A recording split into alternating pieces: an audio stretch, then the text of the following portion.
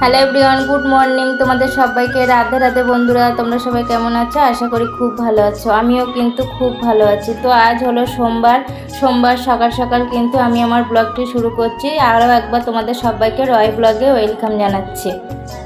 তো আজকে যাব বাড়ি, তার জন্য কিন্তু সকাল সকাল ঘুম থেকে উঠে পড়লাম। উঠে কিন্তু ভাবলাম তোমাদের একটু ভোরের সৌন্দর্যটা দেখিয়ে দিই। আর দেখো কত সুন্দর ফুল ফুটে আছে গাছে, সেগুলোও তোমাদের সঙ্গে একটু শেয়ার করে নিলাম। তারপরে দেখো মা কিন্তু ফুল তুলছিল ঠাকুরকে পুজো দেওয়ার জন্য।